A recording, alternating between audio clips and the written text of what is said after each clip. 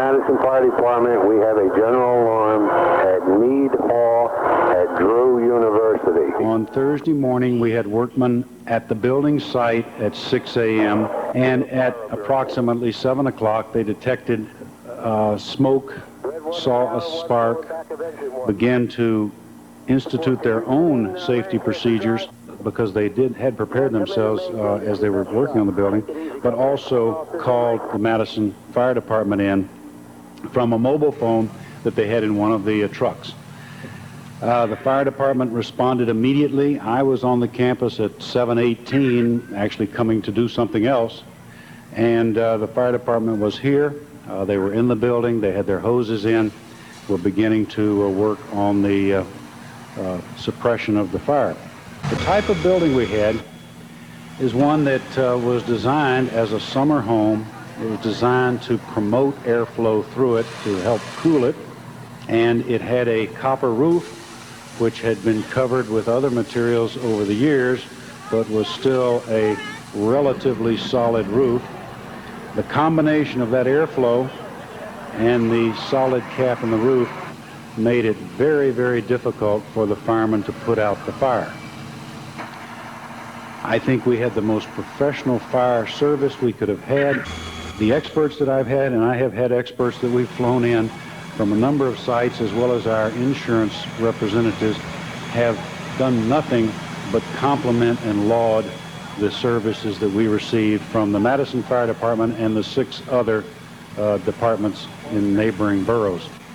Additionally, the ambulance corps, the Red Cross, all of the volunteers pitched in and did a very professional job. The big problem that they were fighting, of course, was this fire racing through the attic. A sidebar that we really were concerned about was the library. There was an attic attachment between Rose Memorial Library Building and Mead Hall that if the fire had jumped that, we were in real serious trouble. So the firemen were constantly there, had chopped holes in that attic, were pouring water into it. Just to give you a little perspective, we emptied both of the water towers in the borough of Madison into that building during that period of time. Because of the building construction and because of the things that I just discussed, it took them 23 hours to finally put the fire out. One of the very wonderful things about this thing, and of course when you have a fire there's nothing good, you look for good things, was that no one was injured. The fire occurred before the building had really begun to be occupied, so no one was in it and no one was hurt there. Several of the firefighters had problems with smoke and heat, and we were very relieved to learn that none of those sustained injuries that were more than at the moment.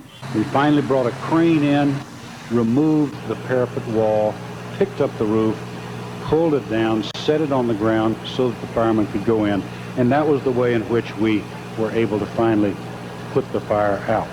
I watched that building burn for the whole time period, and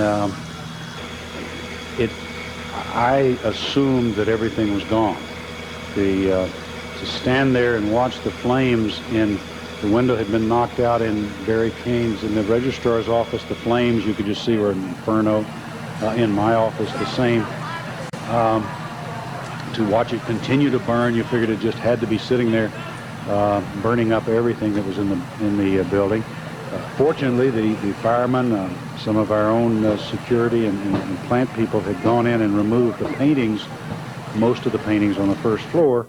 We knew those were saved, but I really had assumed that everything else was pretty much gone. The fire damage is largely confined to the second floor ceiling and up.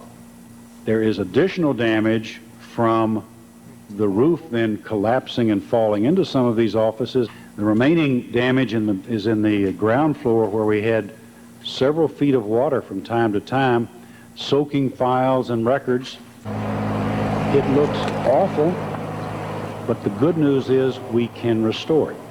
And I'm just very, very, very, very happy about that.